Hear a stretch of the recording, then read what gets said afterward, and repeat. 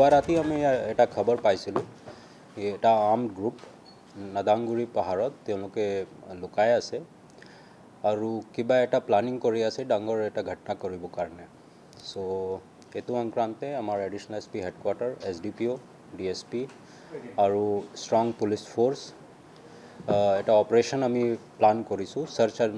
Cordon and search কাৰণে তেওঁলোকে তাতে গ'ল ভিতৰত যেতিয়া তেওঁলোকে সাৰ্চ কৰি আছিলে মৰ্নিং अराउंड 6 AM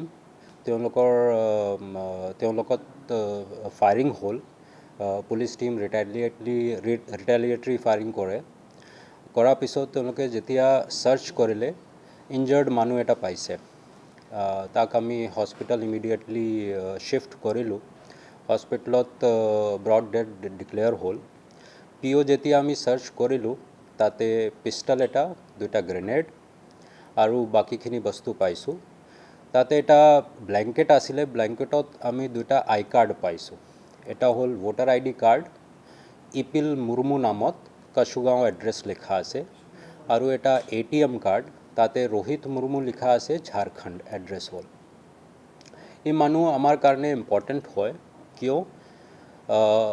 কিছুমাহ আগতে ঝাৰখণ্ডৰ পৰা এটা পুলিচ টিম আহিছিলে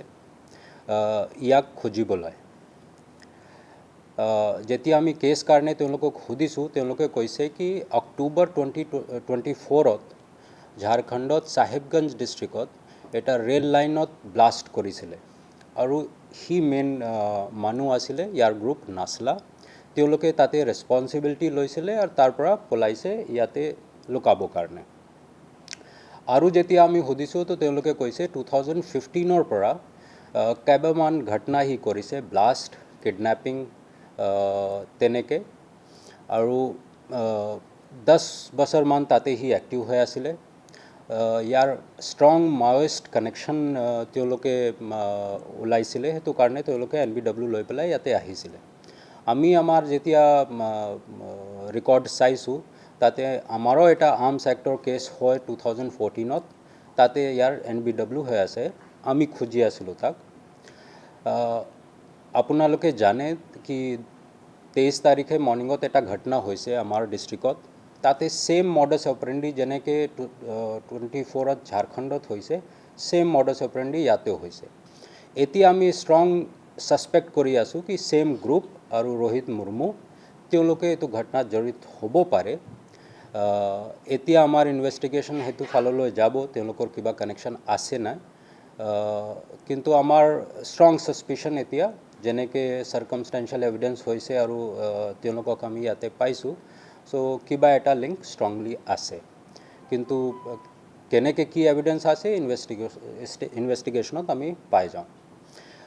এনকাউণ্টাৰ হোৱা পিছত বাকিখিনি মানুহে পাহাৰ আৰু ওপৰত গৈছে আমাৰ দুটা টিম এতিয়াও তাতে আছে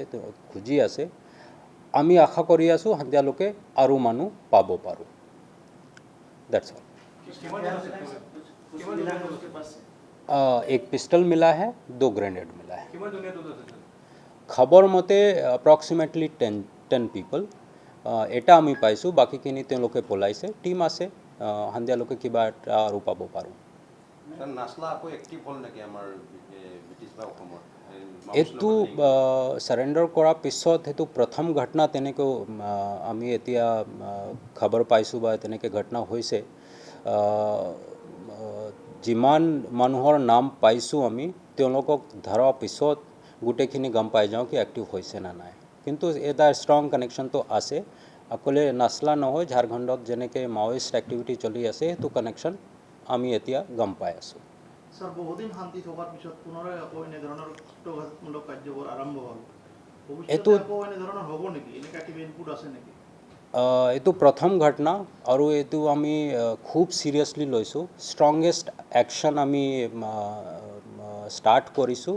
আৰু ইনভেষ্টিগেশ্যন ভালকৈ চলি আছে আমি আশা কৰোঁ ইয়াৰ পিছত তেওঁলোকে কৰিব নোৱাৰিব গোটেইখিনি যিমান মানুহ জড়িত হৈ আছে তেওঁলোকে ধৰা পৰিব বা বেলেগ পুলিচ একশ্যন হ'ব सर 23 तारिखत ब्लास्ट কৰা ইহতে মানে সাসপেক্টেড ইনভলভ আছে যেনেকৈ সাৰ্কামষ্টেন্সিয়েল আছে কি মডাছ অপাৰেণ্ডি তাতেও তেনেকৈ কৰিছিলে ইয়াতেও তেনেকৈ আছে তো ষ্ট্ৰংলি আমি সাসপেক্ট কৰি আছোঁ কি তেওঁলোকে তাতে জড়িত আছে ইনজাৰ্ড হৈছে, তেওঁলোকে মেডিকেলত আছে। আমাৰ SDPO আৰু বাকী 3-4জন তেওঁলোকে ইনজাৰ্ড হৈছে, তেওঁলোকে এতিয়া হস্পিটেলত আছে। স্যাৰ এনেকৈ হ'ব পাৰে নেকি যে মাওইষ্ট অসমত তেওঁলোকৰ এক্টিভিটি এক্টিভ কৰিবৰ কাৰণে আৰম্ভ কৰিছে, এনেকৈ হ'ব পাৰে? তেনেকৈ হ'ব পাৰে। চৰি, পুলিচক গুলি লগা নাই, কিন্তু যেতিয়া তেওঁলোকে ডাক কৰিলে বা চেজ কৰি আছে তাতে তেওঁলোকে দুখ পাইছে, সেইটো কাৰণে মেডিকেল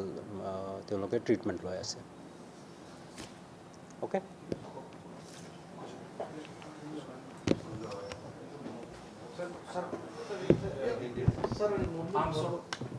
কাশুগাঁও। হাঁ, কি পালে আপুনি যিহেতু ডক্টৰ মৃত্যু হৈছে? কেছটো একচুৱেলি মানে ব্ৰড ডেড কেছ হা, এইটো অলৰেডি মানে ডেড হোৱাৰ পিছতে লৈ আহিছে। আমি এক্সামিন কৰি পাইছোঁ যে এইটোতো কেছটো নাই, এতিয়া অলৰেডি এক্সপায়াৰ্ড। ইঞ্জুৰিটো আমি কাউণ্ট কৰিলোঁ 6টামান হৈছে, কিন্তু আমাৰ এইটো কনফাৰ্ম নহয়। এইটো পষ্টমৰ্টেম কৰিলে আৰু যদি ভিতৰে যদি থাকিব পাৰে কিবা কিবি, সেইটো পষ্টমৰ্টেম এক্সপাৰ্টে আপোনালোকক কৈ দিব যে ক'ত ক'ত ইঞ্জুৰি হৈছে, পষ্টমৰ্টেম ৰিপৰ্টতে গম পাব। কিন্তু ইনিচিয়েলি আমি মানে 6টামান জেগাত পাইছোঁ আৰু কি, 6টা জেগাত পাইছোঁ। Fire arm injury, bullet injury, fire injury.